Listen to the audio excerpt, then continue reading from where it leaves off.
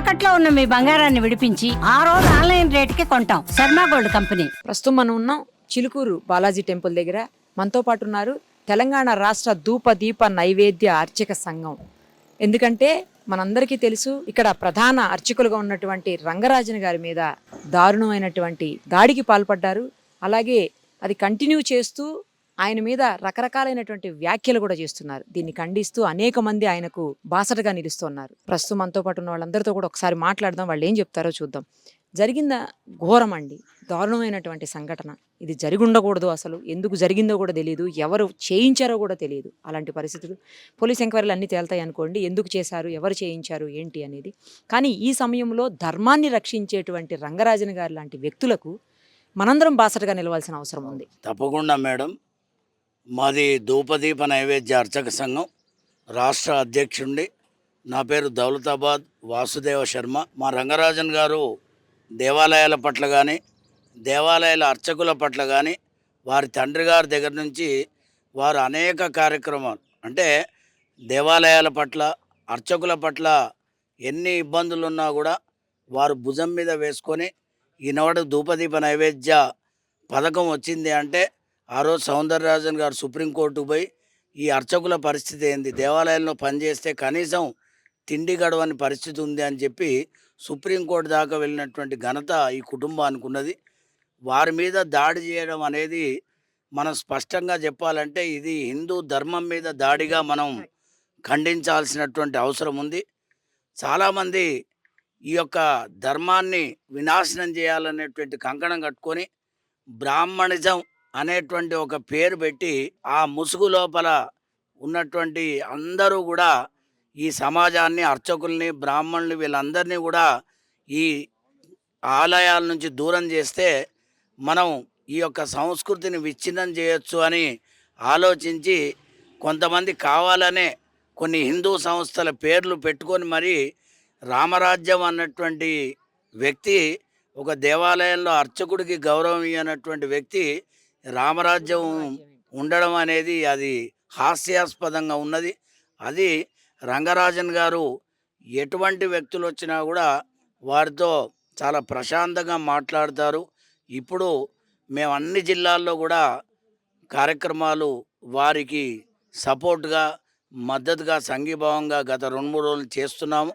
ఈరోజు వారిని సంఘీభావం తెలియజేయడానికి అన్ని జిల్లాల్లోంచి జిల్లా అధ్యక్షులు తీసుకొని వారి దగ్గర రావడం జరిగింది. వారిని కలిసినాం.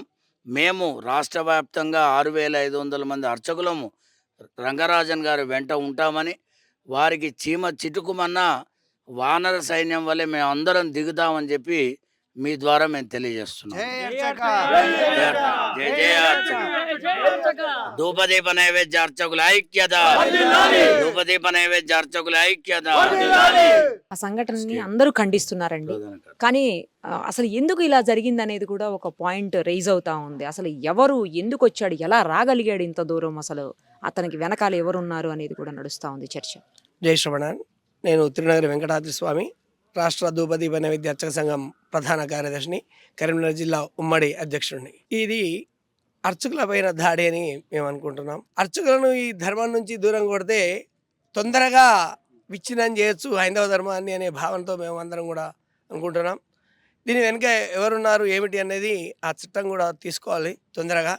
రాష్ట్ర ముఖ్యమంత్రి గారు దీనిపైన చాలా స్పందిస్తూ మరియు తొందరగా వేగవంతం చేయాలని కూడా మేము కోరుతున్నాం. తప్పకుండా 5,700 మంది అర్చకులు అందరం కూడా వీరికి బాధ్యతగా ఉన్నాం.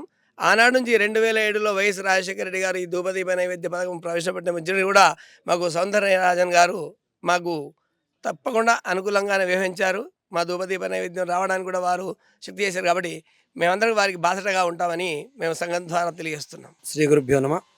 ఈరోజు చిలుకూరు బాలాజీ అర్చకులైన ఆచార్యవర్లకు ఇలాంటి సంఘటన జరగడం చాలా బాధాకరం. ఇది సనాతన ధర్మాన్ని అణచివేయాలనే ఒక ఉద్దేశంతో ఈ సంఘాలని పుట్టుకొని వచ్చాయేమో. ఇది రామరాజ్యము, రామసేన కాదు, ఇది రావణ రాజ్యము, రావణ సంఘం అని చెప్పొచ్చు. ఇలాంటి వ్యవహారము హిందూ సాంప్రదాయంలో, సనాతన ధర్మంలో ఎక్కడం లేదు. ఇది ఒక రకంగా చూస్తే మన రాష్ట్రంలో జరగడం అనేది చాలా బాధాకరము.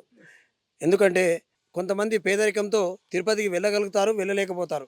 కానీ చిలుకూరు బాలాజీకి వెళ్ళి వచ్చిందంటే తిరుపతి కొండ 7 కొండలు ఎక్కినంత అనుభూతితో ఉంటారు.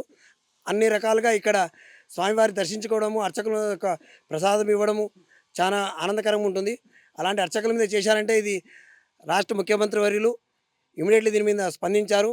మరియు రాష్ట్రంలో అన్ని పార్టీల వాళ్ళు దీన్ని ఖండించి ఇమీడియట్గా వారి శిక్ష పడేటట్టు చేసి దీనికి ప్రతి అర్చకునికి ఒక దృఢమైన సంకల్పం, నేను గుడిలో ఉన్నానంటే నేను నా ధైర్యంతో ఉంటాననే ఉద్దేశంతో సపరేట్గా ఒక చట్టాన్ని తెచ్చి ఇచ్చిన రోజే అర్చకులంతా సంతోషంగా ఉంటానని నేను భావిస్తున్నా. నేను కొడంగల్ నుంచి ముఖ్యమంత్రి వారి యొక్క కాన్స్టిట్యున్సీ యొక్క నుంచి వచ్చిన కాబట్టి నేను వికారాబాద్ జిల్లా అధ్యక్షుని. కాబట్టి మా అర్చకులందరూ ధైర్యంగా ఉండాలంటే ఇలాంటి వాళ్ళు ఇంకోసారి మూకుమ్మడిగా మా పైన అర్చకుల మీద దాడి చేసే పరిస్థితి ఉండరాదని కోరుతున్నాను. మాది వనపర్తి జిల్లా ధూపదీప నైవేద్య అధ్యక్షులని. ఇట్టి విషయాన్ని అందరికీ తెలిసిన విషయమే. ఇట్టి ఘోరం ఎవరికి కూడా జరగకూడదు. చాలా బాధపడుతున్నాం మేమందరం కూడా. రాష్ట్రం మొత్తం మేమంతా 7,000 మంది అర్చకులు ఉన్నాం.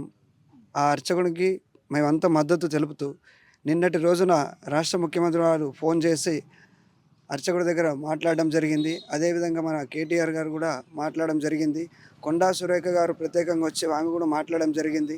అందరు రాజకీయ నాయకులందరూ వచ్చి మాట్లాడడం జరిగింది. కాబట్టి ఇదే విధంగా మాకు అందరూ కూడా సపోర్ట్ ఉంటే దేనికైనా మేము సిద్ధంగా ఉంటాము, దేనైనా సమస్యను ఎదుర్కొంటామని మరొకసారి రాష్ట్రంలో ఉన్న అన్ని రాజకీయ పార్టీలకు మేము ఒక ప్రత్యేక ధన్యవాదాలు తెలుపుకుంటున్నాం. సుమన్ టీవీలో మీ పర్సనల్ అండ్ బిజినెస్ ప్రమోషన్స్ కోసం కింది నెంబర్కి కాంటాక్ట్ చేయండి.